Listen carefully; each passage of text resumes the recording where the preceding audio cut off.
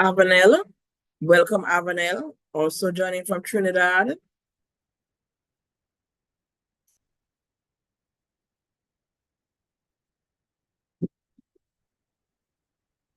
Good morning to you, and we'll be starting officially in a few seconds.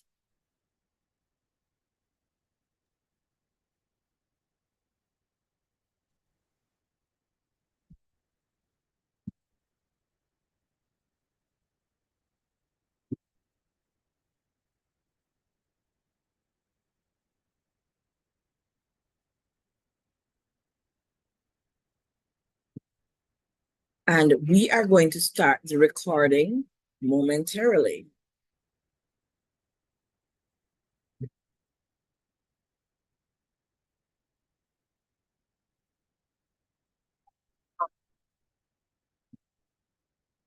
Good morning, everyone. It is my absolute delight to welcome you all to the first in our webinar series on innovation, digital government, and changing mindsets for public sector transformation. This is an ongoing collaboration with our partners, United Nations Department for Economic and Social Affairs, along with us here from the Caribbean Center for Development Administration, CARICAD. This morning, we are starting with the theme, Changing Mindsets for Innovation and Digital Government. I am Dr. Lloyd Parks, and I am the Leadership Development and Institutional Strengthening Specialist with the Caribbean Center for Development Administration, popularly known as CARICAD. And what are we trying to achieve here? We are recognizing that all people have mindsets, and those mindsets influence behavior and our attitudes. We want to also explore the requirements that changing mindsets as a fundamental, foundational requirement for innovation, digitalization, and public sector transformation. We want to explore the various mindsets, such as digital mindset, innovative mindset, and examine a number of relevant frameworks to help us to better understand this issue. And most importantly, we want to deepen all our understanding of innovation and the role of digitalization in the process of public sector transformation. This is the agenda that we will be following today. And so right after me, we'll have the opening remarks. We'll have the keynote presentation on changing mindsets for innovation and digital government transformation.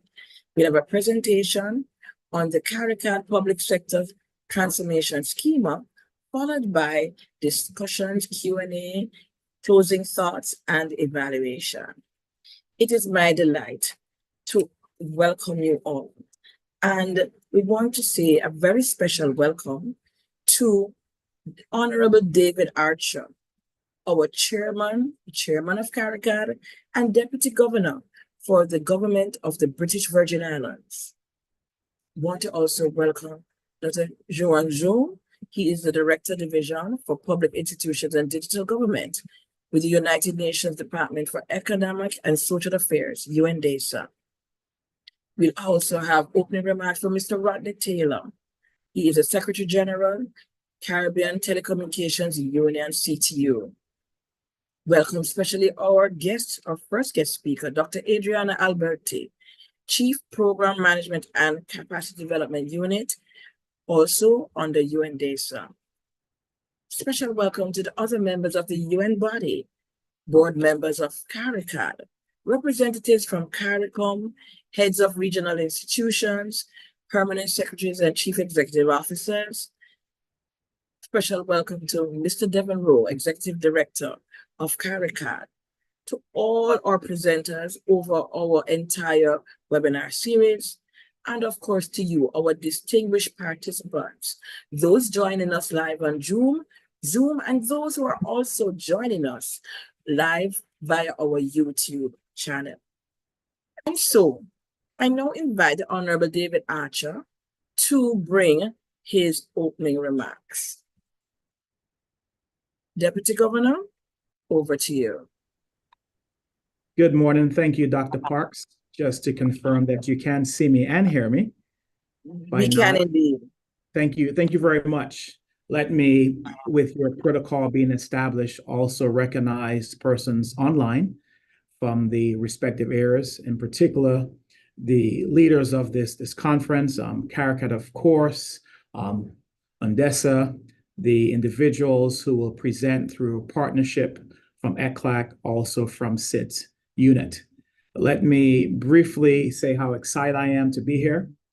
Naturally, the 2030 developmental goals requires us to have institutions, organizations, countries, which are focused on human rights, good governance, and the relevant standards of excellence. It's no secret that we've been impacted by COVID-19, global politics, and different challenges throughout the world. On the heels of that, as we plan for today's seminar, we also have to have discussions about AI, how in actuality it could, by 2030, the very balancing goals that we have impact jobs, roughly 800 million globally. As we continue, there is also opportunity, however, because PricewaterhouseCoopers has noted that AI in itself could add roughly $15.7 trillion to global economies. So what does that mean? Are we in a state of fear, or are we in a state of hope? Well, naturally, with the partnership that's been cemented today between CARICAD and DESA, it's a period of hope and greatness. To be in a position where you're able to speak about not just your individual countries, but an individual approach which can add to the Caribbean as a sustainable nation, I think is very good. Naturally, it requires us to have, as you said, and plan greatly in the agenda, a change in mindset. How do we look at transforming our public service?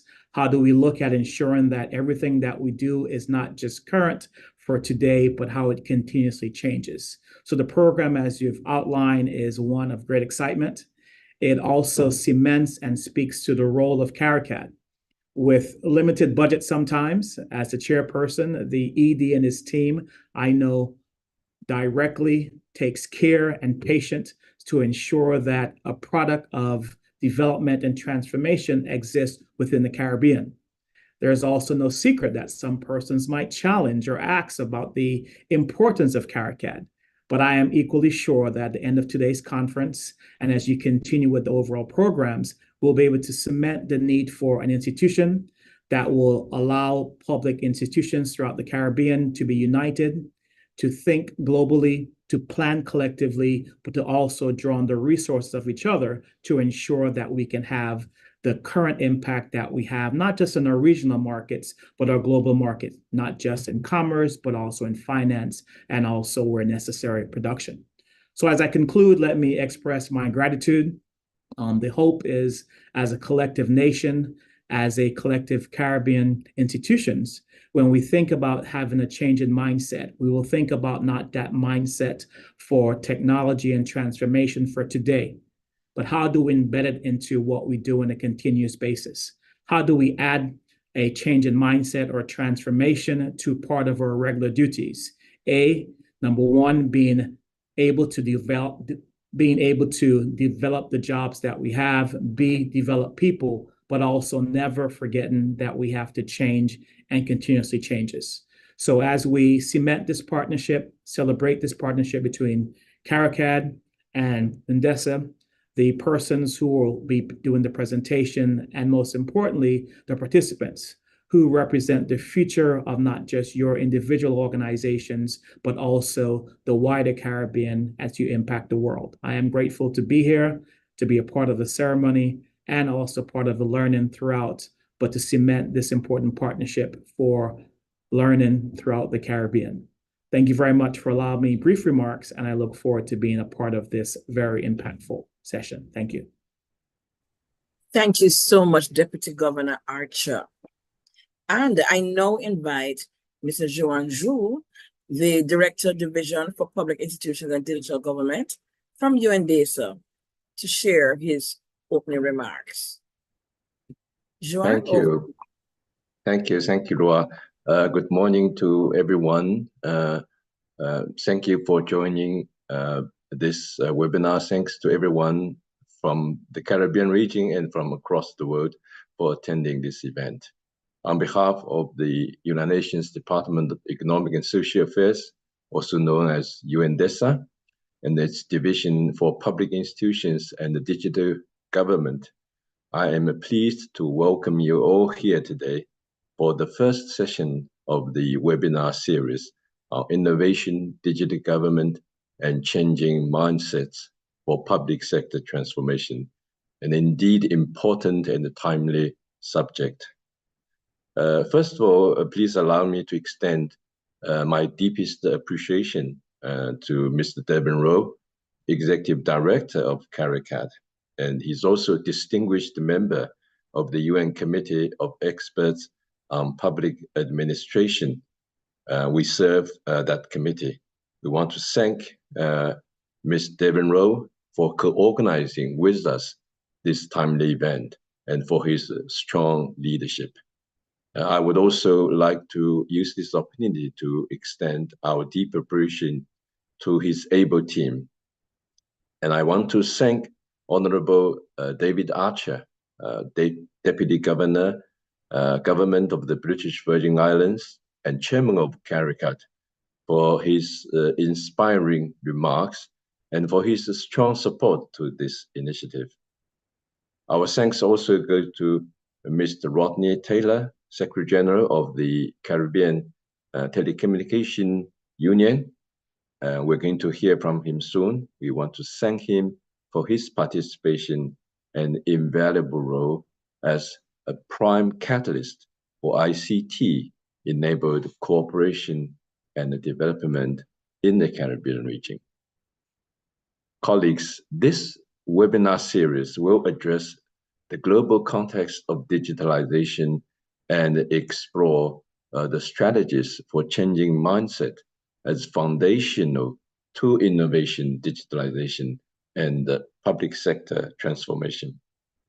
As you all know, our world is undergoing a period of unprecedented change, especially in view of the fast advancements of the generative artificial intelligence that Dr. Archer just mentioned, and also its application to a wide variety of fields. This rapid pace of emerging technologies and the need for a more innovative public sector require an improvement in leadership capabilities and skills, as well as new mindsets among policymakers and public servants. Issues of AI will be discussed throughout this webinar series. And I note with interest that CTU is also organizing tomorrow a webinar on opportunities and threats of AI in the Caribbean region. I hope you can all join this important event. Indeed, the digitalization of societies is globally recognized as an enabler for the achievement of human progress, as defined by the UN Sustainable Development Goals, also known as SDGs.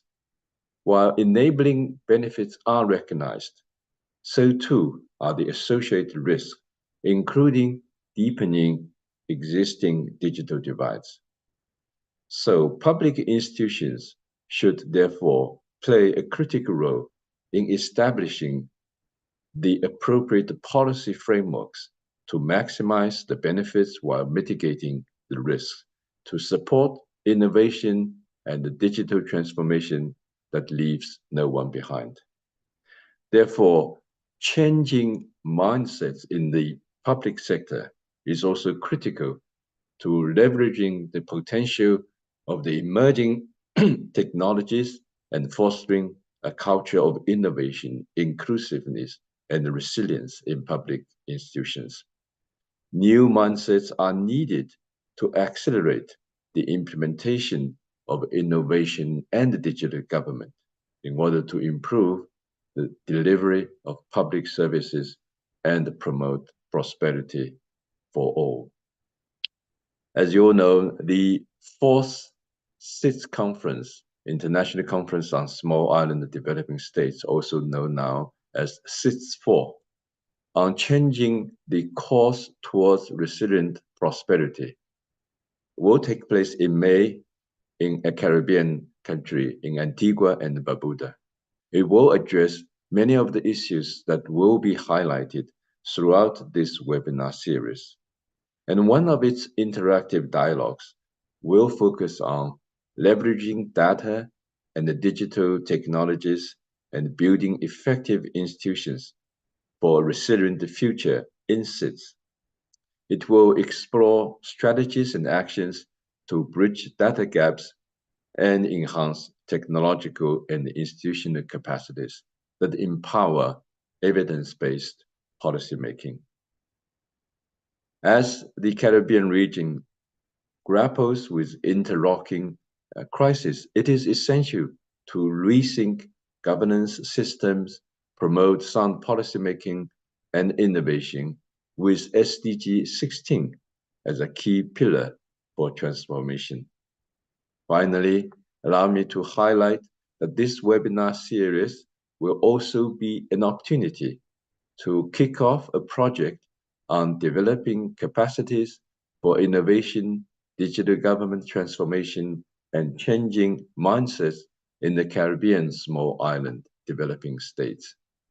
This project is being spearheaded by UN DESA, DPIDG, and my colleagues in the Division for Sustainable Development Goals, also known as DSDGs.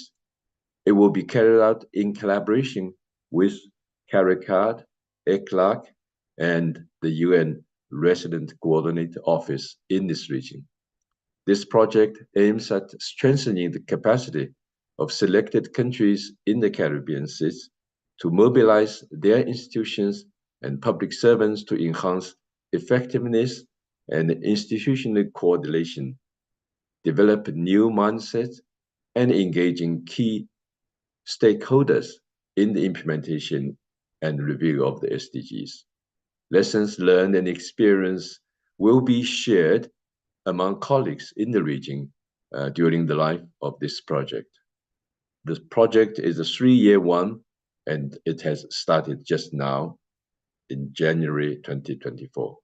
And I hope that this webinar series will contribute to your understanding of the changes that are required at the different levels of government to successfully facilitate a shift in mindsets for public sector transformation. I also hope that by the end of this webinar series, you will have gained new insights from your fellow colleagues from country experience that will inspire everyone to further promote innovation and the digital transformation to accelerate the implementation of the SDGs and promote a better life for all. Once again, I thank you for your participation, and we look forward to your active engagement and the contributions. Thank you once again. Back to you, Roa. Thank you, Mr. Zhu. Thank you so very much.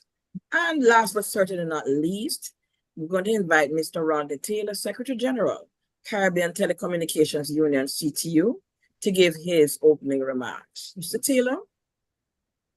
Thank you very much, Madam Moderator. Good morning to all of our distinguished ladies and gentlemen on the call, our partners in CARICAD, UN DESA,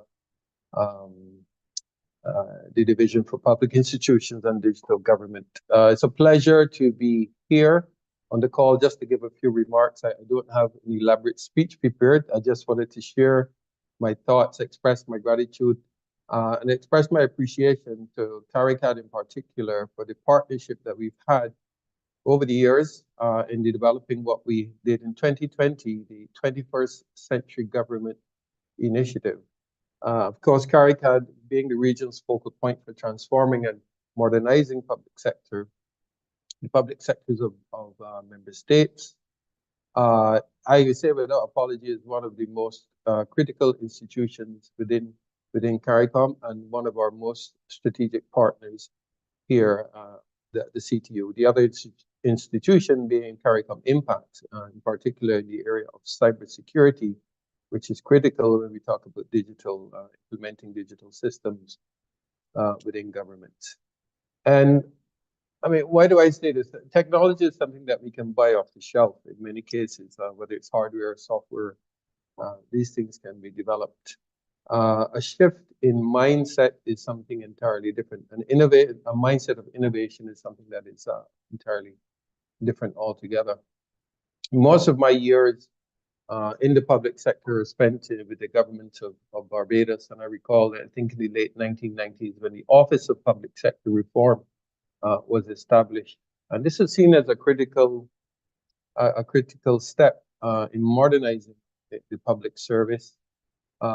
Whereas before, any institution, any organization, whether public or private, seeks to implement digital systems, it is important to re-engineer processes, to train, to develop skills at the management level that then filters down across the entire organization into a mindset of innovation with a focus on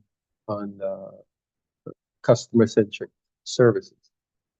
I recall, again, drawing from my experience with the government of Barbados, work we've done in the past with Estonia, Estonia being a leader in digital government through the Estonia e-governance academy. One of the things that I remember them saying is that nobody knew, well, and certainly not the young people in Estonia, knew where to find government offices. And I thought that was quite striking because for many of our Caribbean countries, there are long lines still within offices and government. There's a sense that the government has a monopoly on many services, the issuing of passports, driver's license, and so on. And therefore, there is no competition, as it were, for delivery of these services. And I see with my own eyes crowds outside of government offices before sunrise, just trying to get in line. I think that in 2024, we as a region, we have to do much better. And while I can talk about what we have done, I want to talk about more of what we can do and what we ought to be doing if we are to remain competitive in a globally competitive environment. And before I forget, I shared the link with in the chat on our webinar on artificial intelligence. I thank you, Mr. Zhu, for drawing that to everyone's attention. It's actually not tomorrow, it's next month, so there's ample opportunity to sign up for it. And of course, artificial intelligence is one of those things now that we have to consider in terms of public service delivery. But COVID-19 also taught us a lot, even with respect to working from home for public officers and the continuation of public service delivery in the face of shutdown. And one of the successful projects I can point to is in the case again of Barbados, is the renewal of driver's licenses and the partnership with the Barbados Postal Service to deliver those renewed driver's licenses to homes and offices across Barbados. And for that, the government got tremendous kudos because it wasn't so much about technology, but about making public services more accessible, more convenient to the public. I can point to other successes, even in the management of the vaccine program in Barbados, in partnership with MIST, the Ministry of Innovation, Science and Technology, and the Ministry of Health to implement a homegrown solution for the delivery of certificates, which presented a huge problem. I remember in the height of it, there were as many as 4,000 tourists waiting in hotel rooms for results. So that application helped the government to clear that backlog. And so I know we have this mindset of innovation within us. We have the skill set here within the region to deliver much more innovative and much more customer-centric services.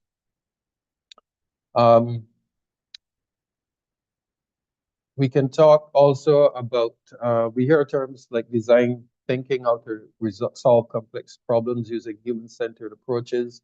You hear things such as the customer journey and the series of interactions that a customer has when they enter your establishment, or when they actually, even before that, the interaction, even in terms of your online presence and so on. And I'm sure these are things that we will get into over the period of this webinar, and what is required, even in terms of awareness and recognizing the need for change and becoming more aware of the existing mindset, as it were. What does it mean to be a public officer? What does it mean to provide public services? And who are our customers really? And in fact, the customers of ones who are paying us and who are paying their taxes. So I'm looking forward myself to engaging today in this very, very important subject. From our perspectives of the CTU, we drive and we promote policies that are really centered around ICT-enabled development.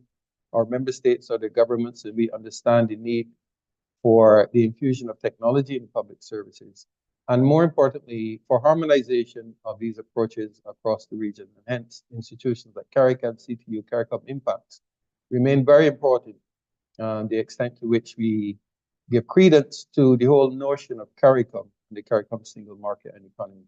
So I wish you success as you deliver on this webinar today and in upcoming weeks. And you can count on the CTU as a willing partner, understanding that really this is a partnership that must continue, as I started by saying, if we are to remain competitive in this region, in particular in the delivery of public services. And with those very few comments, I thank you for including us, and I look forward to making a contribution further during the day. Thank you. Thank you so much, Mr. Taylor. And if you look in the chat, you will see the link to the upcoming CTU webinar, Artificial Intelligence, Opportunities and Threats for the Caribbean. So you might want to register and to check that out. So it is my honor to welcome our first guest presenter.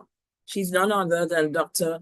Adriana Alberti. She's the Chief of the Program Management and Capacity Development Unit, Division for Public Institutions and Digital Government with UN DESA.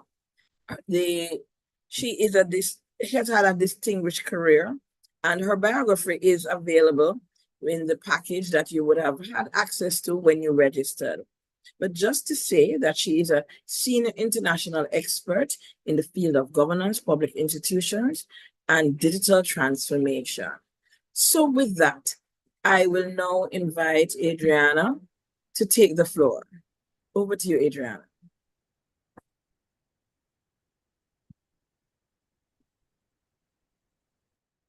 Thank you. Thank you very much, Lloyd, for that introduction. So today, first of all, good morning to all of you that have been joining from across the Caribbean region and also from across the world. And today in my presentation, what I will try to do is to provide an overview of what mindsets are, why changing mindsets in the public sector is fundamental for innovation and digital transformation, and how can mindsets be shifted? In other words, what are some of the strategies that could be used in this respect? So what is a mindset? A mindset consists of the beliefs and attitudes that a person has assimilated over the course of their life. And these are beliefs about themselves, but also about the world around themselves. And one may ask, what is a belief? So a belief is something that we hold to be true. It's a conviction, but it does not necessarily correspond to reality. For example, a belief could be the world is hostile, or another belief could be we live in a friendly world. So why does this really matter? Well, it matters because what we believe to be true will influence the type of decisions that we think are available. And so we will really take different paths, whether we think one thing to be true or another one. And for example, Ford mentioned that if you think that you can do something, or if you think that you cannot do something, you are right.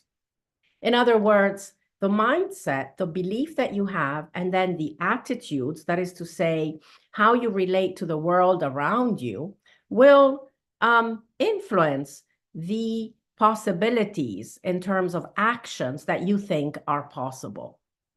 So what influences our mindsets? Our mindsets are influenced by values, and values are, there are personal values, but of course, every institution also carries within itself its own values.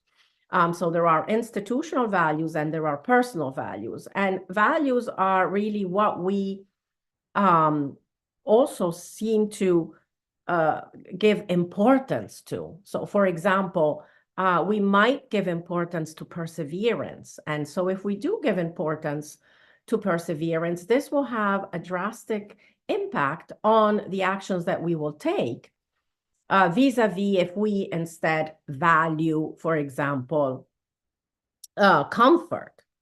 So why are mindsets important? Attitudes and beliefs, that is to say, mindsets, are very important because they shape the way that we see the world, how we think. So how do we make sense of situations? And this is both conscious and subconsciously. So what kind of mental models, frameworks do we have to anticipate causes and effects and also create patterns? And finally, how we act. So how we use what we see and we think will massively shape the behaviors and actions that we think are possible and appropriate. Now, why do we talk about changing mindsets in relation to public institutions, digital transformation for sustainable development? Well, first of all, we need to understand the nature of public institutions.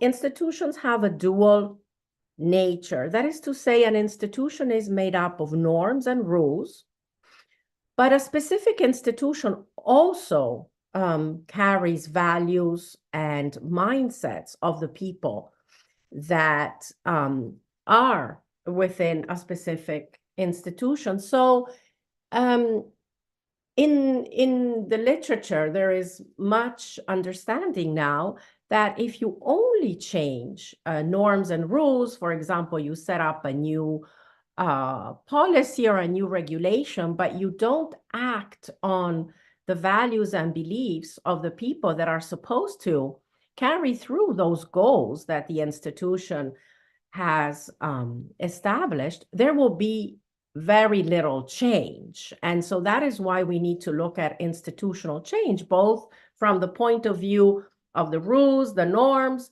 but also the values and mindsets. And we know that there are also various biases that often influence policy development.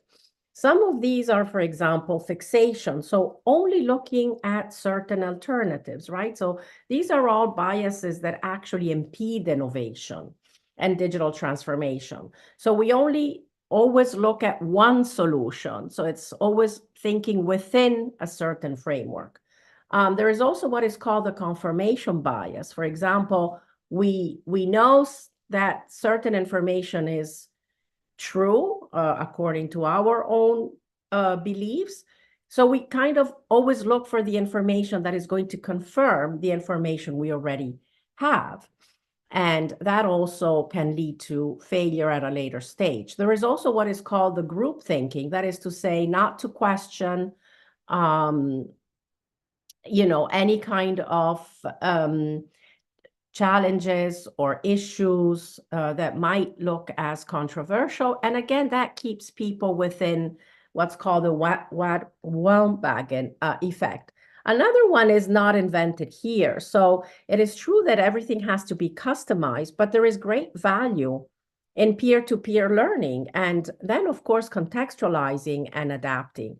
And then there is the spotlight effect, which is always looking for the information that is the easiest one to find, and therefore one does not explore different solutions.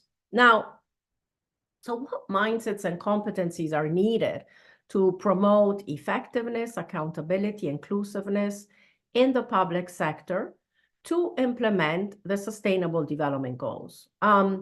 UN DESA has worked together with many schools of public administration from around the world through various participatory workshops, and we have developed together with these schools of public administration a set of mindsets and competencies that revolve around effectiveness, inclusiveness, and accountability, which are the key dimensions of Goal 16, which is about strong institutions, and also looks at the 11 principles of effective governance for sustainable development that were developed by the UN Committee of Experts in Public Administration and endorsed by the Economic and Social Council in 2018. So some of the mindsets that the schools of public administration have identified include an innovation, an experimental mindset, an agile mindset, digital mindset, and others. And now we will take a look at the various mindsets. So in terms of institutional effectiveness, this is based on the principles of sound policymaking, competence, and systemic robustness. And mindsets that can promote institutional effectiveness include an agile mindset. Now, an agile mindset is essential for system thinking and also for strategic intelligence. In a world that is continuously changing, where there are cascading crises, and where, as Honorable Archer mentioned, there is really a need to prepare not just for today, but really for the future, and to continuously embrace change, an agile mindset is essential. Of course, the collaborative mindset for better coordination, integration, dialogue across various ministries, across levels of government is essential as well to implement the SDGs, which are interconnected and that require collaboration across all levels of government, breaking down silos, and working through whole of government approaches and whole of society approaches. An innovative experimental mindset for innovation and critical thinking and support of transformation and digital, especially digital transformation, are very important. As Mr. Taylor mentioned, mindsets for innovation are critical for customer-centric services. And among the various methodologies, there are design thinking, the customer journey, and others, whereby technology is a tool to enhance innovation. So it's very important to think from an experimental and innovative point of view, and how those powerful tools can help us. Evidence-based mindset, we all know that without data, it is very difficult to promote policies that are sound and that really capture the needs of all people, especially people that are living in vulnerable situations. Another very critical mindset is the results-oriented mindset. So schools of public administration have mentioned that it is not enough to put in place laws, policies, regulations, have a wonderful code of conduct, but really, if we want to make progress, action is the word. So we need to translate all of those policies, regulations into action and into results. So we always need to think in terms of what is the result that we want to achieve, and then how do we go backwards and build the steps that will help us to achieve those results.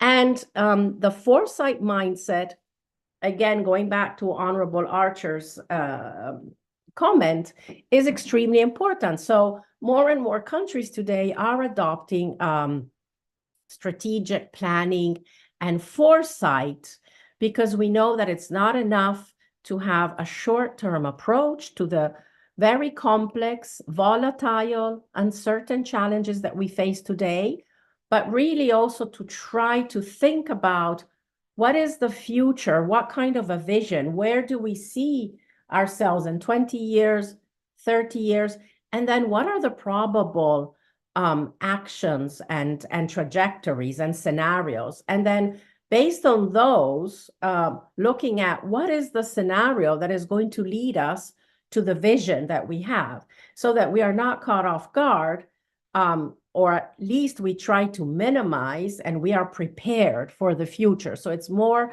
about being prepared and also looking towards the future. Then, of course, there's digital mindsets for transformational digital change, but we'll talk about those in a second.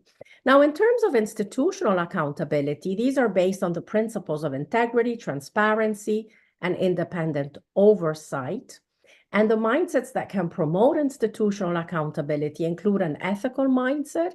So again, values are extremely important, and the types of beliefs that can support those moral principles, a transparent mindset that is based on integrity and openness, and personal accountability mindset, so that there is an accountability culture. And again, the digital mindset is really needed to promote all three of these institutional dimensions.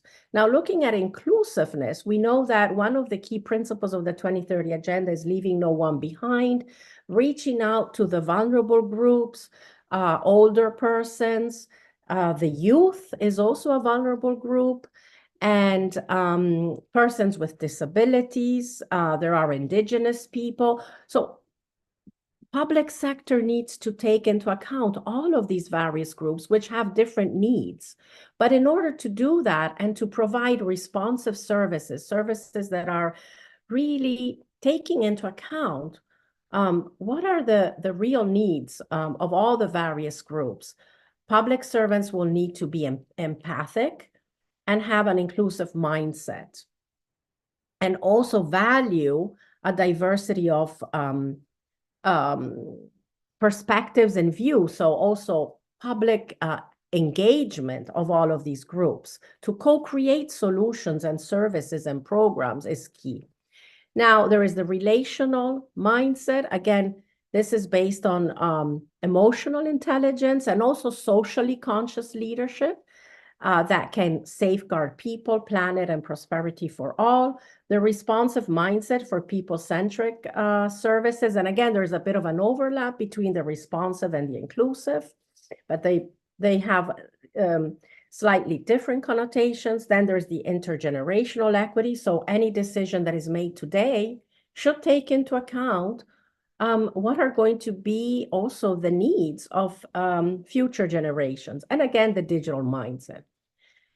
So I will very briefly look at what is an innovation mindset and a digital mindset, because my colleague, Christina, will be speaking in depth about these mindsets in the third webinar that we are going to have. So when we look at an innovation mindset, the belief is that human capacities are not fixed, and it is possible to continuously improve through effort and learning. And the attitudes are of someone that has this kind of a mindset, that they are a risk taker. Of course, it's a calculated risk within the public sector, that they're always looking for solutions. So they're problem solvers, taking into account challenges, but looking at challenges not as a failure, but really as a way to think differently, to think outside of the box. So if there is a challenge, how do we overcome it? And looking at it as an opportunity to improve and to continuously grow. So also being driven and motivated by achieving excellence. And therefore, the competencies are strategic problem solving, Creativity, this is foundational. Creativity is foundational to innovation. And of course, innovation itself, to value new solutions and new ways of doing things. So it's kind of shifting your perspective, going away from those biases that I mentioned before. And by shifting the perspective, that can change the perception of possible actions that we can take. So what are the key features of a growth mindset? And a growth mindset was developed by a professor at Stanford University, Carol Dweck, and it's really foundational to innovation because the growth mindset is about constant change, about embracing learning and change. And if you do that, you will have an innovative mindset. So a growth mindset impacts dramatically the actions that we think are possible, and it enables us to see opportunities to learn from all situations. Instead, a fixed mindset encompasses the belief that qualities are fixed, so there is no possibility.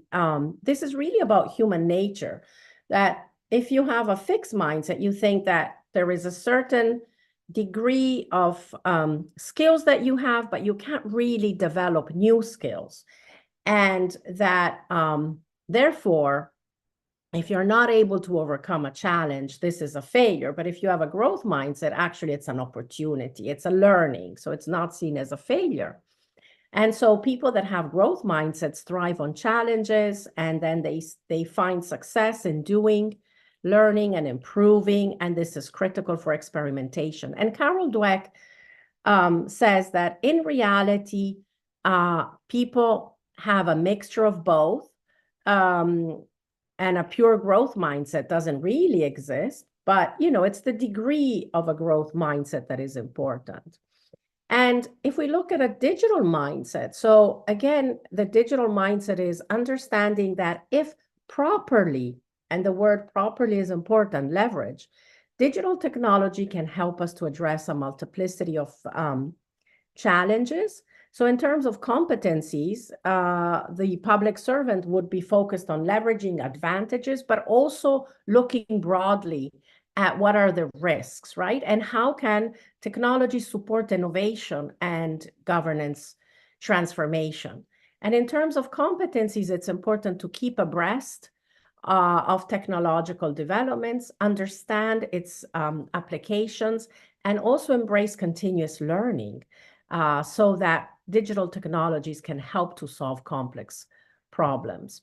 Now, what are some of the strategies? Some of the strategies are, for example, at the individual level, raising awareness of the principles and values of the 2030 Agenda and of the 11 principles of effective governance. So these values can be, for example, included in a public service code of conduct or public service charter. It's also important to promote socially conscious and transformational leadership values and mindsets. Again, this can be done by having trainings on enhancing skills and empathy, system thinking, participatory planning. Another strategy is to set up a new competency framework. So the one that I shared with you was developed together with schools of public administration, but every country has their own competency framework, every public sector, but these can be also updated with new mindsets, such as the ones that I mentioned. And of course, promoting a problem-solving, agile, evidence-based mindset in the public sector is very important. For example, CLAD has developed a public service charter for innovation and public management, which is very interesting. And having experiential trainings on innovation can also help. And finally, ensuring human resources departments have a more strategic role in recruitment, so they hire people with the needed mindsets. Again, at the individual level, there are many other strategies. For example, nurturing champions of change in the public sector, establishing award programs that can spotlight innovative initiatives and can help to share those good initiatives to inspire actions.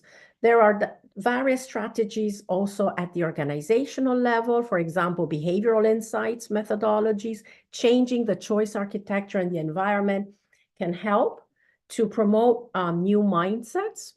And then linking public servants' performance management with the new mindsets that are needed to promote sustainable development is very important.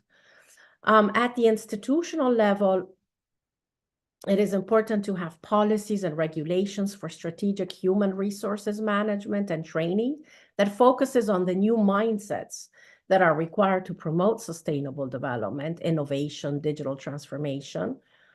And so it is important to promote lifelong learning that reflect the new mindsets and also develop human resources strategies that promote the reframing of human resource management, addressing not only mindsets, but also a mix of human resources systems that are needed to implement the SDGs.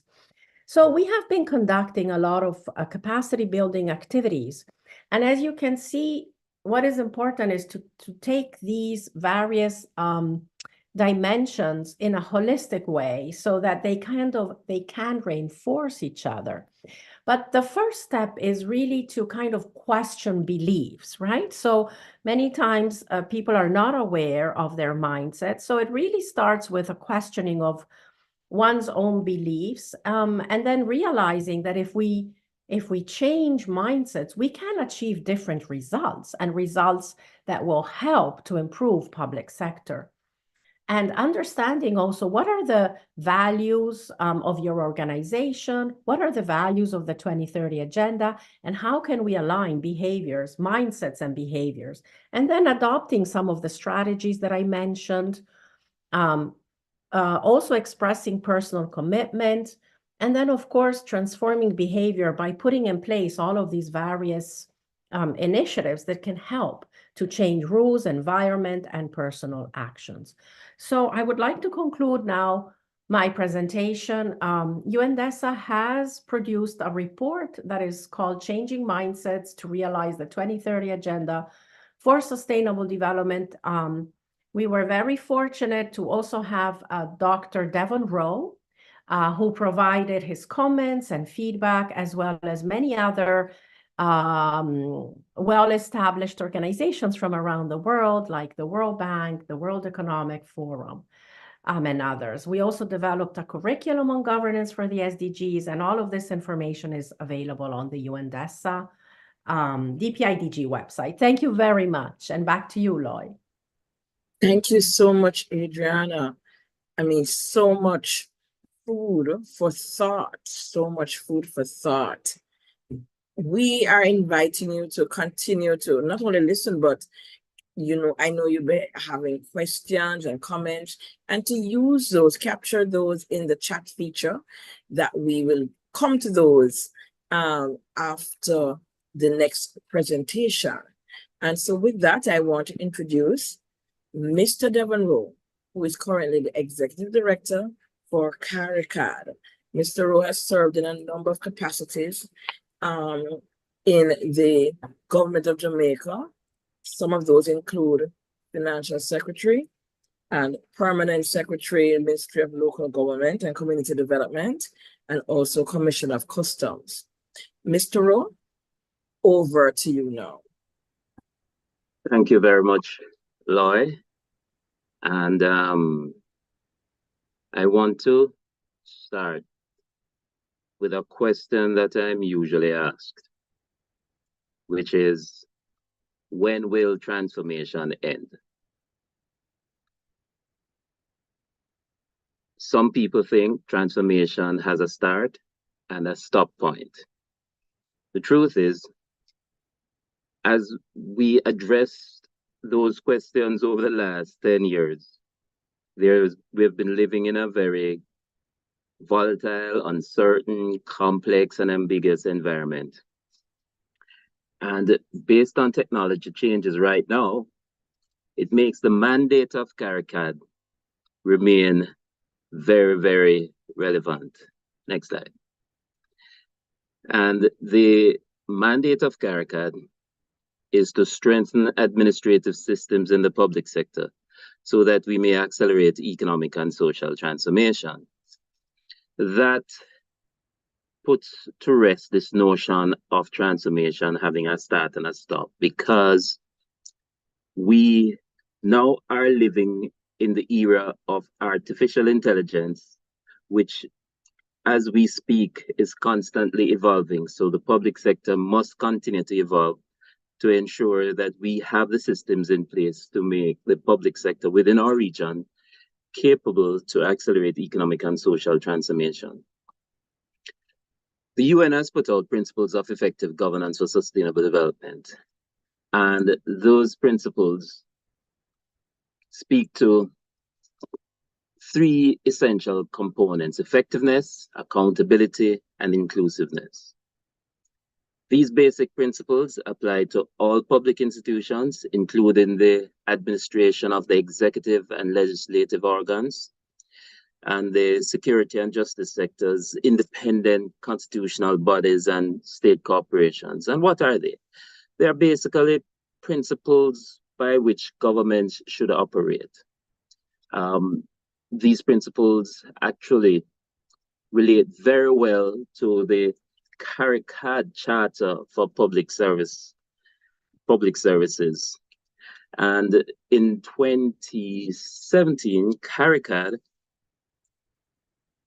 was fortunate to have the ministers of public service in our region endorse this charter. This charter is focused on a citizen-oriented public service and is aimed at delivering responsiveness, results, resilience, and sustainability. And it's built on 6 essential pillars: governance, standards, capacity, accountability, openness, and legislation, in terms of the modernization of legislation. All of these pillars work together. If a particular pillar is not operating effectively, this house, as you see it here, will not stand. But fundamentally, it is important to recognize that the charter, although it preceded the 11 principles of effective governance, are in alignment with the 11 principles of governance which the UN has put out. But today I want to focus more so on our schema for public service transformation, public sector transformation.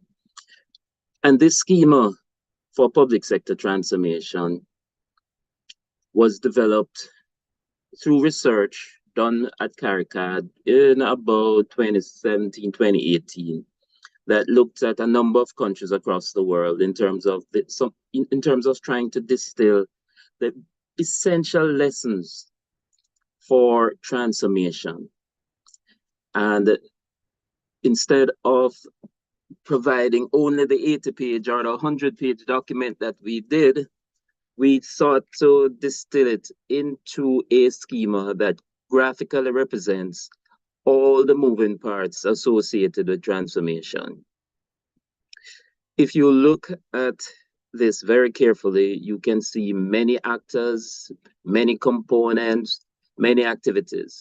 But we propose a series of actions which allow for orderly implementation. Notwithstanding that, the schema provides a template of things to look for and to act on to ensure that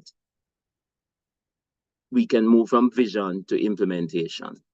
So in this schema, we look at the country vision first, which we believe should be incorporating not only country needs, but also the agreements made at the CARICOM level, and also those strategy and sustainable development goals at the international levels.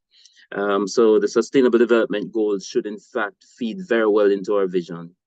We need to define the role of the public sector, and we need to have this ethical foundation for the public sector as well.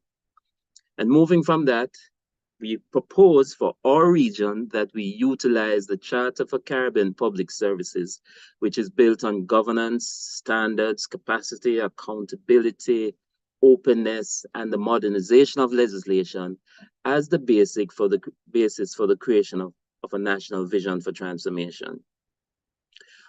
Our schema here is now going to be put to the test because AI, or artificial intelligence, will put our schema to the test. And we believe, looking at it already, that it will be useful. So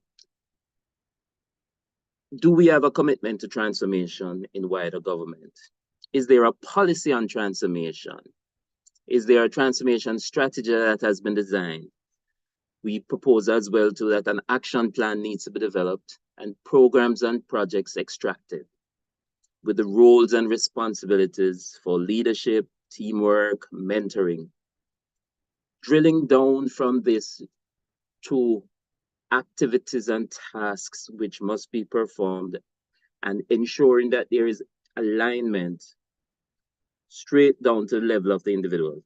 In doing all of this, we need to include the citizens. We need to ensure that the citizens are aware and they have the capacity, the capabilities to work along with us.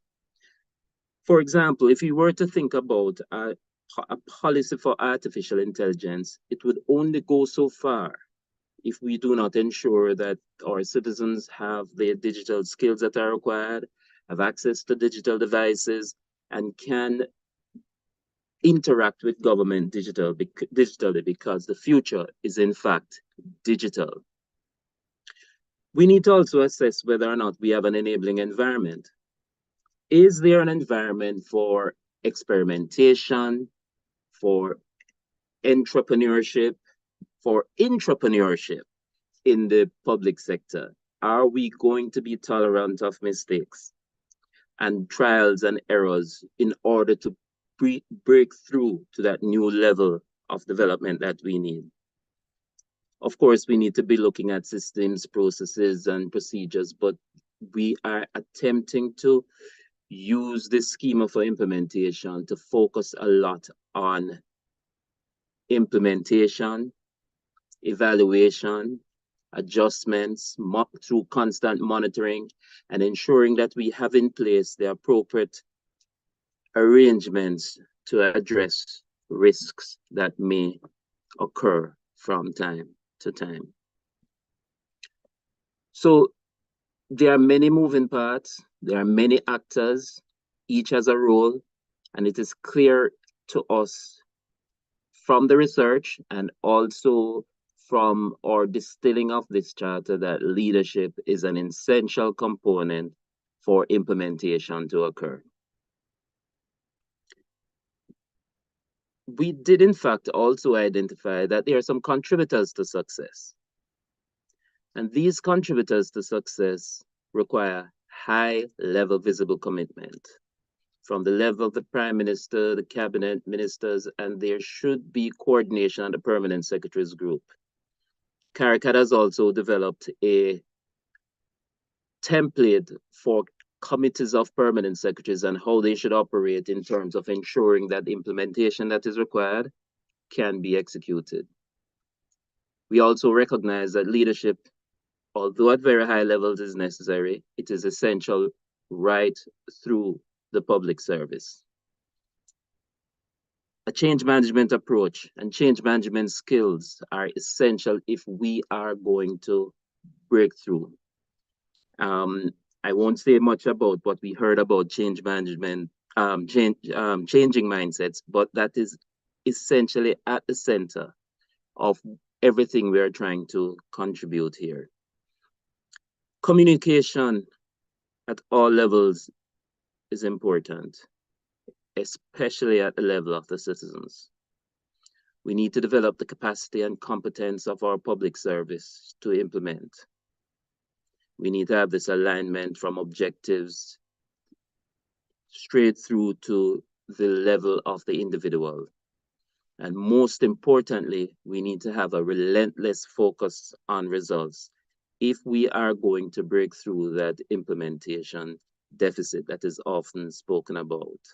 We need to have specific monitoring arrangements, mind shifts to solution orientation, and regular reporting up to cabinet and feedback from cabinet. If we move along from contributors to success to the core competencies that we see for transformation, they include high-level commitment,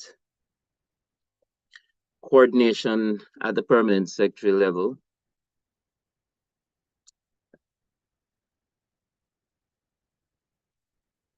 but importantly, at those levels, it requires transformational leadership, innovation, creativity, change management capabilities, good project skills, ongoing management for results, and keeping people involved to ensure that there is inclusivity and inclusion with our execution. And although communication skills appear at the end of this list, it actually ties everything together. And accountability for results is a new mindset. Let me return to the Caribbean Public Service Charter developed by CARICAD. And this charter is the framework that you see here, and it seeks to graphically illustrate and demonstrate a range of relationships that impact the public sector. The aspirational aspects relate to the fact that at the height of performance, the public sector is expected to be responsive, resilient, and sustainable, whilst being transformed from a rules and procedure-driven culture to a results-oriented culture. The framework is based on a platform of citizen-centered public service. And the schema that we described just now aligns very well with this Caribbean Public Service Charter. If there is anything that I want to leave you with, I want to leave you with a comment made here by the Honorable Mia Mottley, MP, Prime Minister of Barbados. Look at the sky, look at the ocean, look at the sand, look at the people, feel the breeze. Everything that is not man-made is still working in Barbados. So we must get there if we work together, in our families, in our communities, in our schools, in our places of worship, in our places of work. We can get there with transformational policies, transformational thinking, and transformational implementation. To me, this is saying that great inclusion is required, despite our wonderful transformation policies, transformational thinking, and transformational implementation. We need to ensure that we leave no one behind. Thank you. Thank you so much, Mr. Rowe. Thank you so much. And we are going to get into our discussion segment shortly, but we also want to hear from you in another way, which is to ask you, to invite you all to participate in a poll, a short poll, 2 polls. The first one is on changing mindsets. And we want to ask you to respond. What mindsets do you think are the most relevant in your work? So that poll is going to be launched momentarily. Just give you maybe 30 seconds to just participate in that poll. And there it is.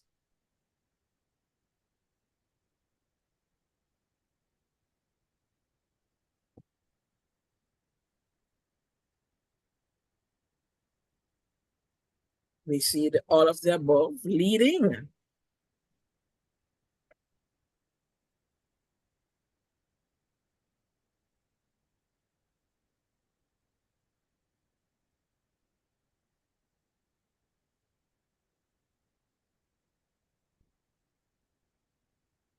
All right, so we're going to just end the poll now. And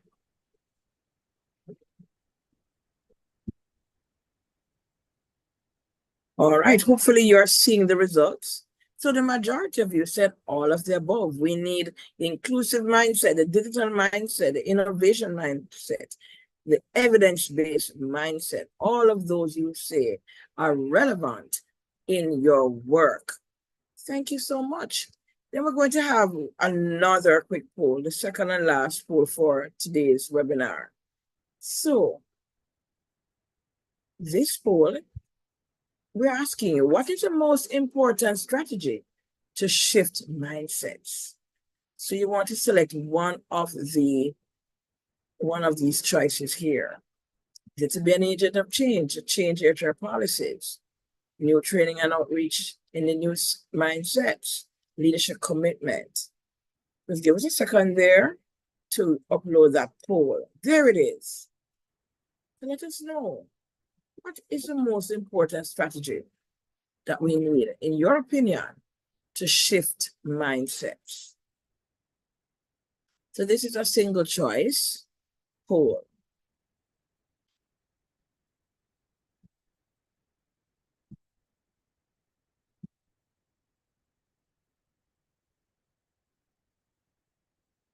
Give it another couple of seconds.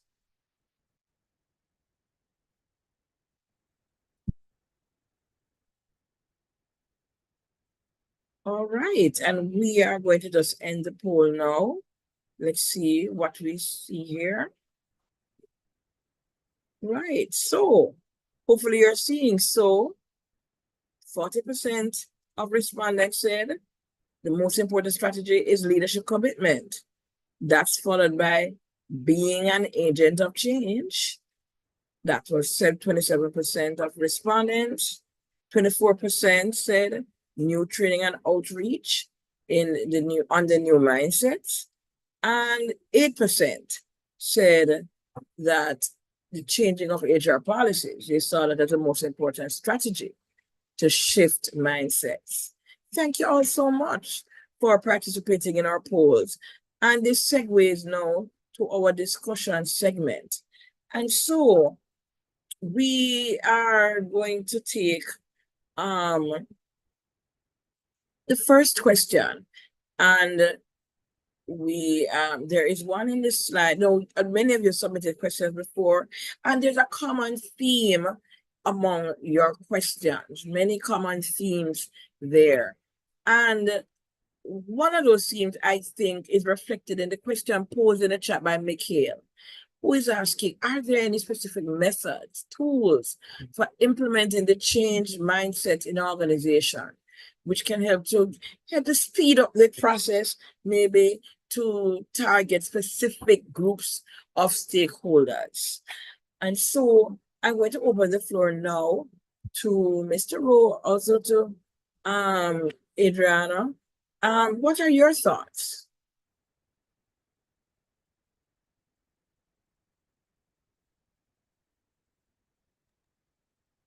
Adriana, should I yield to you on this one, or should I go ahead?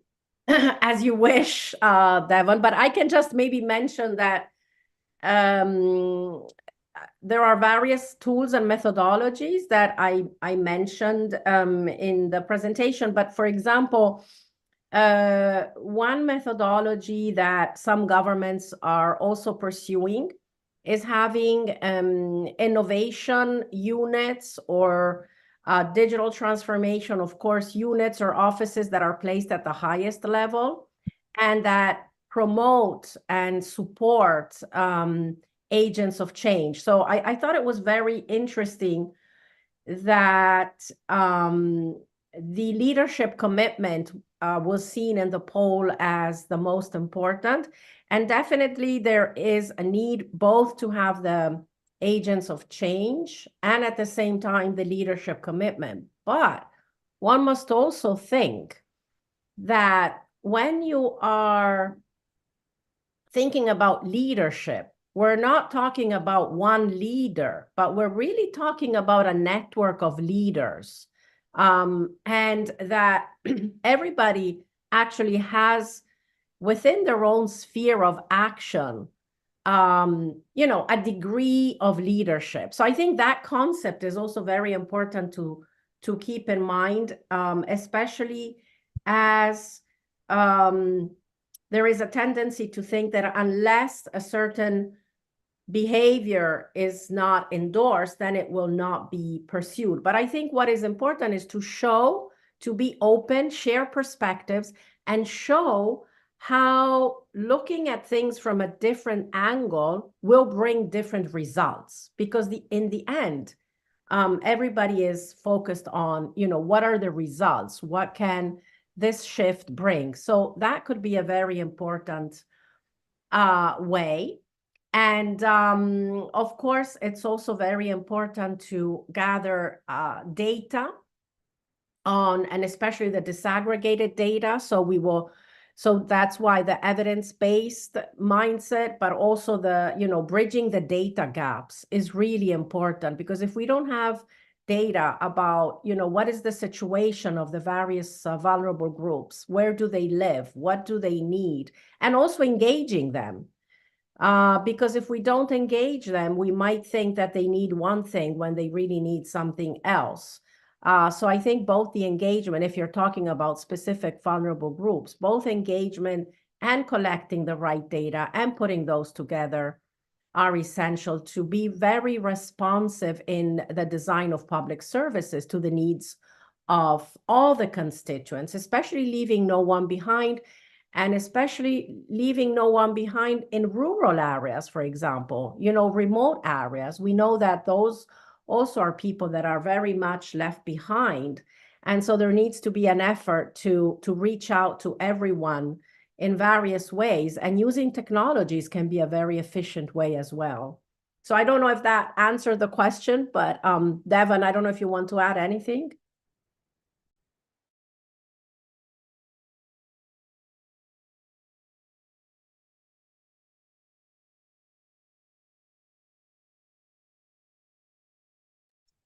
Thank you, Adriana.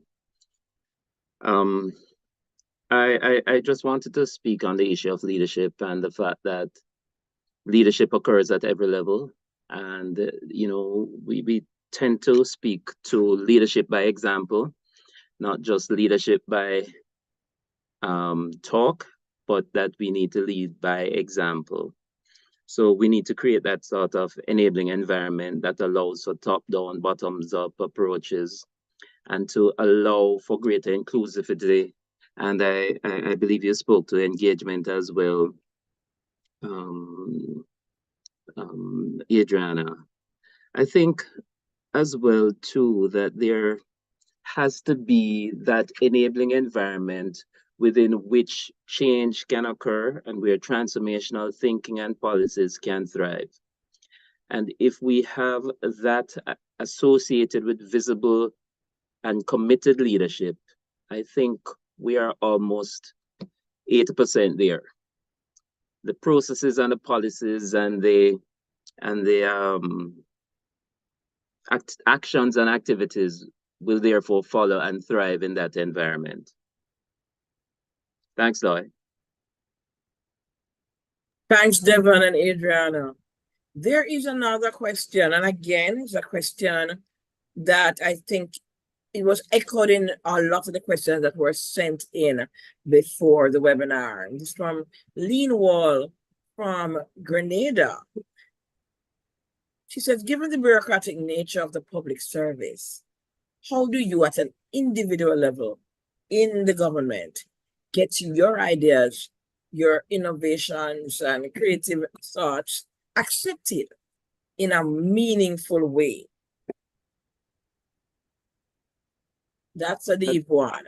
And here's where visible commitment to innovation and leadership and change is required by the leadership to encourage our public servants to come forward with ideas. The notion of leadership being that place that makes all the decisions, that comes up with all the wonderful ideas. that day is past. I think we need to move towards greater collaboration, greater openings to recognize that innovation, suggestions, recommendations that can be transformative can come from anywhere in the organization. But the environment has to be created for that type of activity to take place. Thanks, and Devon. yes, and yes, we can still operate in a bureaucratic environment in terms of order and ensuring that there are levels of accountability, but it has to move towards a greater level of flexibility. Let me address something very quickly that I see in the chat with regards to the year the charter was endorsed. The charter was endorsed, or the Caribbean Charter was endorsed by ministers of the public service at the second ministerial summit held in Antigua, Barbuda in March 2017. And at that meeting, 13 of 17 members of CARICAD member states were in attendance. So 13 of 17 endorsed it, and there was no objection from the 4 members that were absent. Back to you, Lloyd. Thank you. Adriana, I wonder if you wanted to weigh in also on this. Yes, I want to echo what Devon just said, and that it is very important to promote a new type of leadership, which is a transformational leadership at all levels. And so I do think that commitment, it's both the commitment at the leadership level, but as I said, it's at many levels. And at the same time, even in a bureaucratic system, there is room. There is ample room for change. So that does not contradict the fact that we still need to follow rules because they are there as safeguards. But there are many ways to promote diverse ideas, creativity, agility, and many times it is about trying to share those ideas, those perspectives, because many times people have self-limiting beliefs. So they may think that implicitly creativity or innovation are not welcome, but it could be that they are. It's just that the ground has not been fertile. And so I do believe in a combination of committed transformational leadership and then the agents of change, the individual accountability, the individual possibility to change. And again, that's kind of like shifting your perspective, right? Do my ideas count or they don't? And then what is my mindset? So I think that kind of sharing perspectives, ideas might be very helpful. And of course, having the committed transformational leadership. So both these would help, I think, to promote transformational change in the public sector. Back to you, Lloyd. Thank you so much. Another question that I'm pulling from the list of questions that have been submitted is how in our workplaces we now have maybe as much as 5 different generations working in the same workspaces right across our respective public services.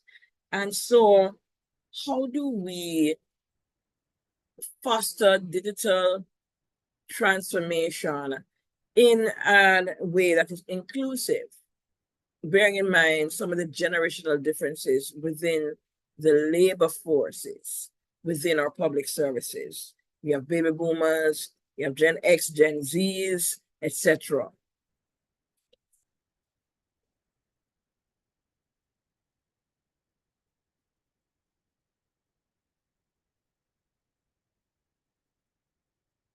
Anybody can, I mean, I know, don't think it's one of those wrong or right answers, but maybe just perspectives. I think, Lloyd, that we really need to understand the capabilities of our public service. And we really need to do those sorts of HR assessments to determine what capabilities our public service has. And this is where mindset shifting is required as well too, because the generation Alpha were born with cameras that were really phones, or phones that were really cameras. Of something that my generation did not, or when we were born, you know, if we got a picture, we were lucky when you were born. Today, there might be 1,000 pictures taken of a newborn and sent to millions of people across the world. You know, sometimes you don't even know where those pictures end up. So we need to recognize the capabilities, competences in the workforce, and find a way to maximize on it.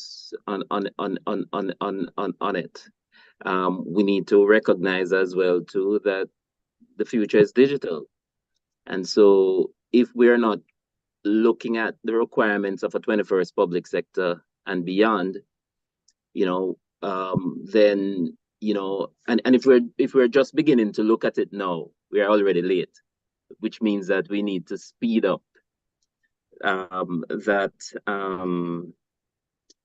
look. As you asked the question, Loy, something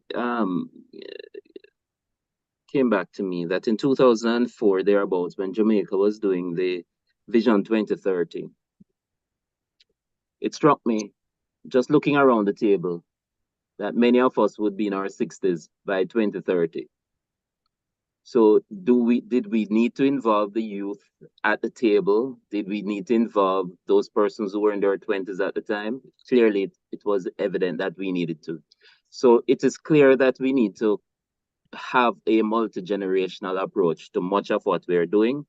And in Adriana's presentation, Adriana also spoke to the intergenerational implications of policies as well. So there is a need to recognize that what we do today will impact the future, and as a result of which everybody really needs to be at the table. And so therefore there is great need for greater inclusivity in terms of how policies and decisions are made. And for that matter, implementation takes place. Thank you. Thank you for that, Devon. Adriana? Yes, just to add on what Devon said, indeed, I think the first step is to do an assessment of what the capabilities are within each public sector. For example, UN DESA has developed a tool, which is a digital government capability assessment. And it looks at various, you know, dimensions such as leadership, human resources, technology that is available, and other elements. So I think really taking stock of where everyone is, but also placing importance on diversity, and placing importance not only on recruitment, but also upskilling and reskilling. So having focused trainings, because we know that in the public sector, we have a variety of groups, also by age, by capability. So it would be important to make sure that everybody is up to speed and feels valued and feels that they can contribute. But also, as what Devon said, is we should not just think about today, but also imagine the future. And in a way, how are these technologies, or what is the potential in the future? So it's kind of a balancing act between the present and the future. And I think that's why today, public sector transformation, and it is a continuous journey, there is no end point, because as the challenges increase and change, as the technologies change, I mean, it's a continuous evolution, but it's just that embracing that learning mindset, and that kind of balancing the present with the future is really, really critical. But I really appreciate this question. And like Devon said, I see myself in the generation that needs more hands-on training in the technology. So I appreciate that. Thank you very much. Back to you, Loy. Thank you both. And we are just about at the end of our webinar. And so I want to just sum up some of the salient points that I hope you take away from this. And it really is understanding what are the contributors to success that we need to put in place.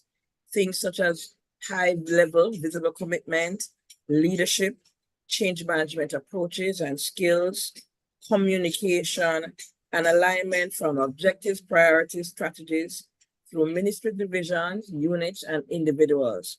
And also, what are the competencies that we need to put in place? The various mindsets that we need to have.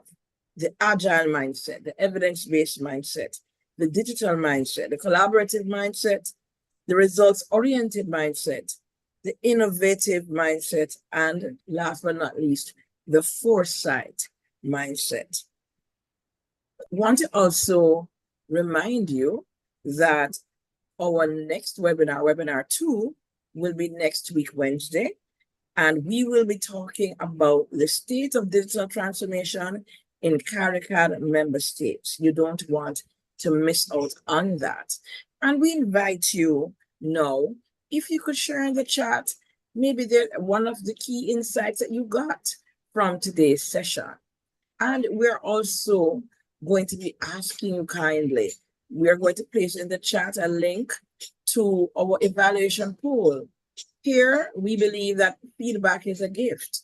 And so we also want you to complete that poll so we know what are you gaining from it? What could we do differently? What could we improve so that we could apply those lessons going forward? So the link is in the chat. And so we invite you to continue sharing in the chat for us. What are you taking away from today's session? And we invite you also to complete that evaluation poll. We will be sending all our registrants a link to the recording as well as a copy of the slides used by both Adriana and Devon in their presentations today. So with that, perhaps we'll say thank you for coming. Please, you others can continue to register. We have 3 more webinars to go in our webinar series. So please share the invitation with others. We are just happy to continue to keep the dialogue going. Thanks again to Adrian and Devon for their very in-depth and enlightening presentations. Thank you all, and do have a productive rest of the week.